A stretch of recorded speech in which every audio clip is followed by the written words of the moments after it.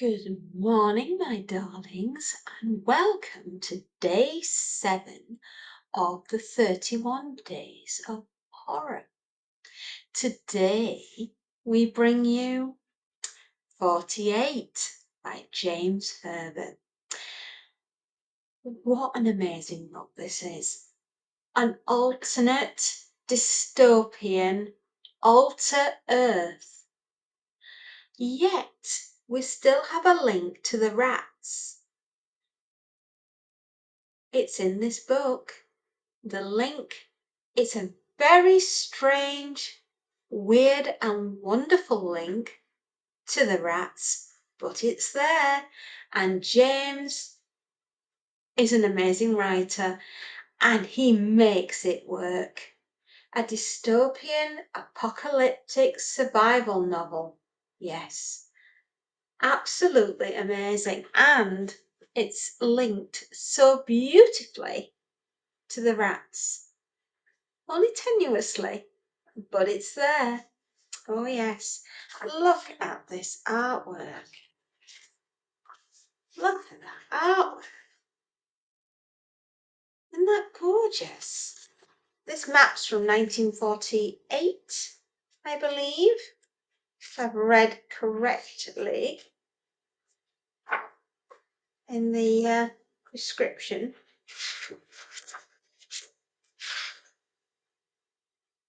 Yes, 1948, Stamford's pictorial map of London. So yes, that's what that is. And at the back, of course, of our darling James and a beautiful fiery hellscape that was once London. Yes. Isn't that just absolutely stunning artwork? What a fabulous cover. What a fabulous novel. Yes, a dystopian, apocalyptic survival of the fittest. Beautifully, beautifully written. And in this book, we meet a pilot, an American pilot, no less. His name is Eugene Nathaniel Hoke. And Hoke has a little companion called Cagney, a little red, rusty red coloured dog. And he loves Cagney. And Cagney and Hoke are basically what they believe to be the only survivors from Hitler's Blood Death, which was released in 1945 onto the British public. And oh my goodness me, what an horrific way to die.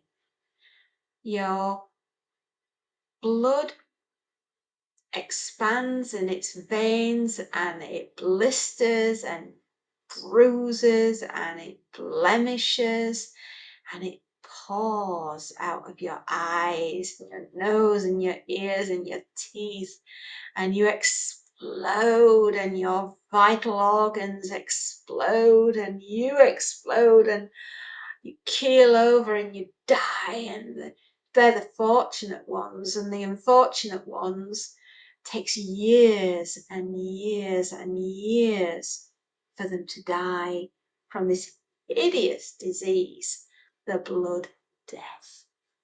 Oh, goodness me. There is an absolutely horrendous death within this book.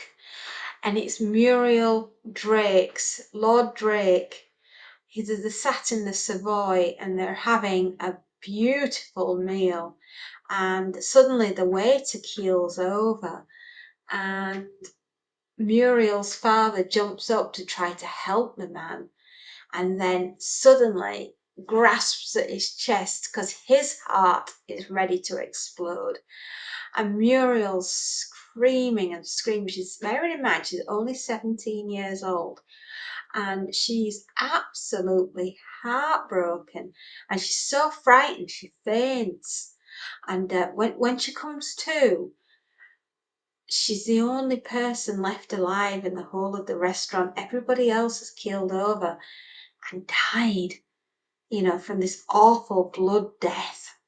Absolutely horrendous blood death. Anyway, Hoke, he thought he was the only survivor, him and Cagney. And imagine his surprise, when Hoke thinks he's the only survivor of the purebloods, I hasten to add. And imagine his surprise when he's being chased by Sir Max Hubble, who is a Blackshirt, is one of Molesley's sort of lieutenants, if you like. And Molesley's long gone. Obviously he died. And Sir Max Hubble has managed to, with the rest of the Blackshirts who are slowly dying of the blood death, and so is Max. And he believes that with a blood transfusion from one of the purebloods, i.e. Hoke, that he will be cured and will survive. It doesn't quite work like that, and Hoke, not being a doctor, doesn't understand this. But however, Hoke thinks if he can get away from the Blackshirts, from Hubble, from Sir Max Hubble, then he'll be fine. But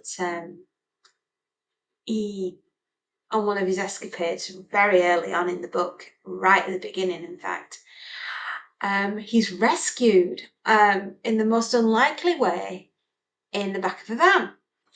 And he's rescued by Sissy, Muriel, and Willie. We find out that Sissy is Sissy Rebecca Briley, and Muriel Drake is Sir Drake's daughter, the guy that died in the restaurant. And Willie is actually a German, Wilhelm Stern, and of course Hoke, knowing that they were fighting the Germans, takes an instant dislike to Wilhelm and decides that he must die, not realising that there are so few of them and so many of the others that they need to actually stick together, unless, they start falling apart now, then they're never going to make it at all. Going down into the underground, they run into a civil defence worker called Albert Potter. What a lovely, sweet, proper London guy, down to earth, really salt of the earth, such a really lovely character. And you just love Albert from start to finish. He's just such a lovely guy. And Sissy, she's a beautiful girl. Muriel, she's a bit of a cold fish. And I don't necessarily trust Muriel. And if you ever read the book, you will see why. She's not one to be trusted, I would say, is our Muriel. Yes, not the good egg that the others are. Even Wilhelm, yes, Wilhelm Stern, even he, being German, is a nicer person than Muriel Drake. Yes, Muriel, no. And you'll understand why, but I'm not going to give it away because I want you to read the book. I really do. It is beautifully done. It was written in 1996 when I was 20 years old. Can you believe? It's nearly 30 years ago. I know it makes me feel incredibly ancient to nearly be 50 years old and talking about a masterpiece like James. But obviously James isn't with us anymore. But God bless him, he didn't half leave us a litany of wonderful novels, of which 48 is one of them. Yes, it may be written in an alternate universe with tenuous links to the rats. It is an apocalyptic novel. The blood death is utterly horrific. The obviously Adolf Hitler knew he was losing the war, so in order to win the war, if you will, he sends off a airborne disease, catastrophic blood death, a pathogenic, and it just kills us all.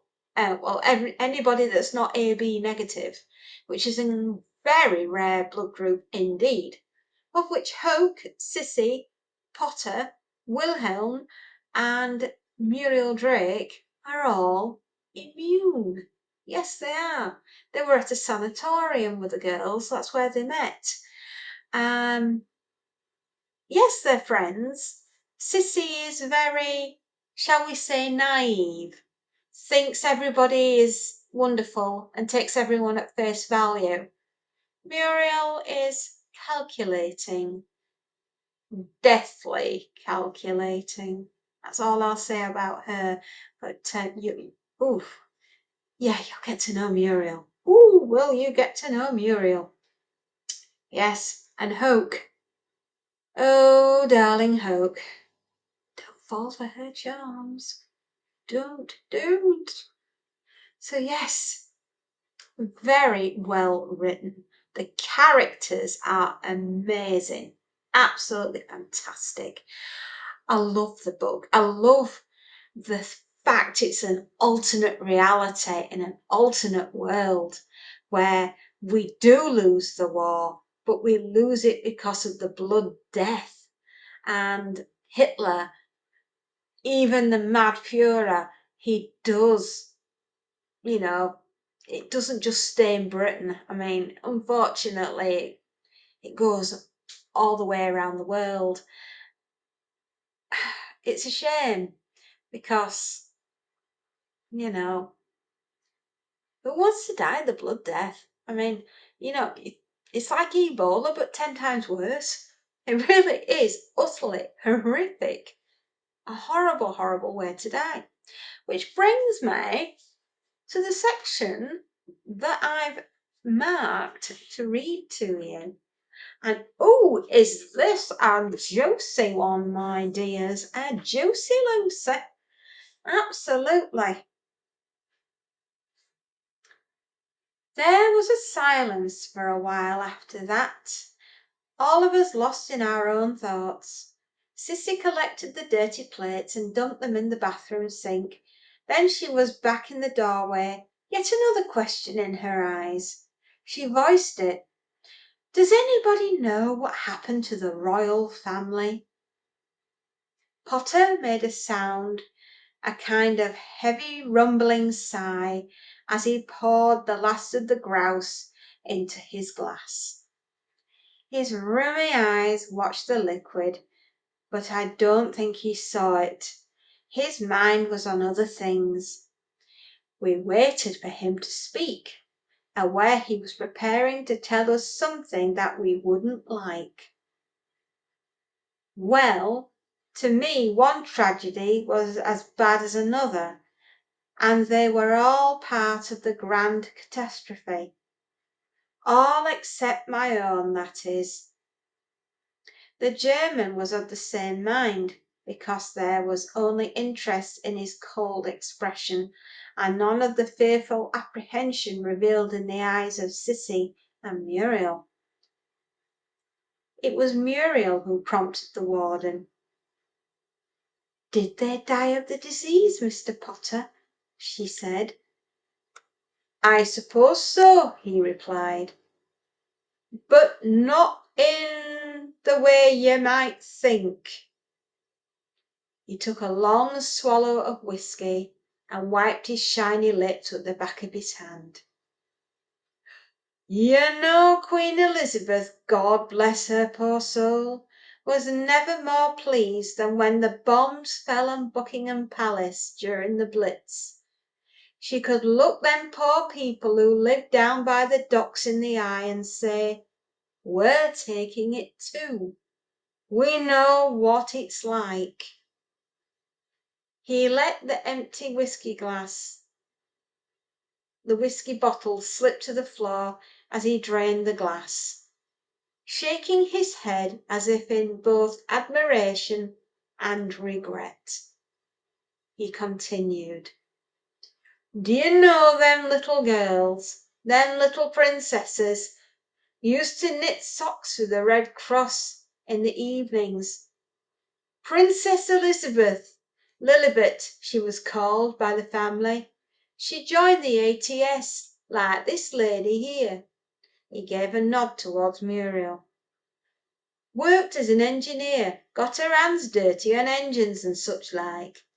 And King George, he spent evenings making parts for RAF aeroplanes, just like the common man. The King and Queen never left us, not even when the Blitz was at its worst. Never even thought of sending their youngest, Margaret Rose, out of the country to some safe place. They stayed together and stuck it out, an example to us all." I studied the faces around me, curious to see their reactions. Muriel's expression was rapt, a mixture of emotions like the warden's. Both pride and sorrow shone in those grey-blue eyes, as she waited to hear the tragedy that was about to unfold. Cissy's eyes were a little unfocused, as if tears were about to roll. "The public didn't know for sure," Potter went on, "but the rumours spread almost as fast as the plague itself. Some said the royal family was dead within the first hour of those rockets landing. Others said the whole lot of 'em, including old Queen Mary, was given cyanide pills by the king's physician when reports came in of how horrible the blood death was and how fast it was spreading. But I'd got into the Kingsway shelter when I found out what was happening out there, and I heard the true story first hand, because even though the civil defence personnel were dropping like flies all around us, reports were still coming through on the wires." "You really know?" Muriel was leaning forwards, hands clasped over her knees. "Yes, miss, I think I do. On that terrible day the Royals was rushed down to Windsor, and as soon as the authorities knew what was going on, a single-engined aeroplane was sent to take 'em out of harm's way. There's a wide and very long road that runs through the park up to Windsor Castle itself. The public was never aware, but it was there as an emergency runway in case the country was ever invaded. They got on the plane all right, and so we heard they even took the crown jewels wrapped up in newspaper with 'em. But the plane had barely took off when it came crashing down again, exploding into houses outside the town."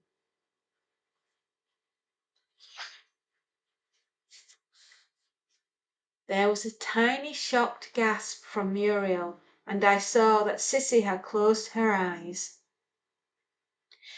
Radio contact broke off just as pilot was reporting a safe takeoff, and the authorities reckoned he'd been struck down by the disease right at that moment. No other explanation, you see. Course they was all killed, bodies burned in the wreckage, but there was no public announcement. Hell's bells, there was enough occurring without demoralising the people completely." I could have smiled, I could have wept at the absurdity of this last remark, but it was Stern who broke the silence that followed. "Do you know what happened to your Winston Churchill?" he said, and I could see the Winston annoyed Potter as much as it did me. He glowered at the German. When he raised his empty glass in salute and said, "Old Winnie," he shook his head, looking down at the floor. "They say he topped himself, shot hisself dead. All too much for him in the end, you see. He'd put everything into winning the war for us, and he'd finally done it. It was almost finished. Then Hitler sent his secret weapon over and had himself the last laugh. It would have been too much for any man. And that quietened us a whole lot more. Tears were running down Sissy's cheeks, and Muriel had her head bowed. Potter rummaged among the bottles on the coffee table for fresh whisky, and Stern sat stiff-backed, his face a mask. Me, I just poured another Jack Daniels. Isn't that quite the way to find that the royal family had died and that Winston Churchill had shot himself? Well, in an alternate reality, anything goes. Just reading that to you, you can see that James is an amazing and beautiful writer. He truly, truly is. I think it's nice that we have an alternate reality, an alternate history, an alternate apocalyptic history of the Blood Death. Goodness me, what a way to go. And as I'm O positive, it would have killed me instantly and my whole family, because we're all O positive. Or a widow neg, one of the two, and my husband will tell me. So yeah, we wouldn't have survived. Oh my goodness me, what a way to go. So, bearing that in mind, will Hoke and Sissy and Muriel and Albert and Wilhelm, will they survive? Will they escape away from Sir Max Hubble? I'm not going to tell you. You're going to have to read the book. And I really, truly, truly hope you enjoy it, because I did. And I recommend it. It's a 10 out of 10. Absolutely fantastic. It doesn't let up from the moment you start reading it. From getting going right to the last page, you're going to be absolutely hooked. It only took me a couple of days to get through it back in the day. And I reread it because I knew I'd be doing, obviously, a review for you guys during October. And I'm so glad I did, because reading this again through older eyes, yeah, and having gone through COVID, I kind of thought, blimey, this is a really good novel. Absolutely fantastic. So, get it on your list. Wait for some time, a weekend perhaps, and settle down with a glass of red wine and some lovely chocolate and enjoy. I know you will. I enjoyed it. Well, my darlings, that brings us to the end of day 7. And I do truly hope you enjoyed what I had to offer today. Now, if you enjoy what I do, give us a thumbs up. If you really like what I do, you can always give us a subscribe and follow me for more exciting adventures, and who knows where we're going to end up tomorrow. I'm sure we'll enjoy it no matter where we end up, my loves. Now say what I always do. Happy readings, darlings, and enjoy, and I'll see you tomorrow with another gory, gruesome, wonderful adventure. Bye-bye.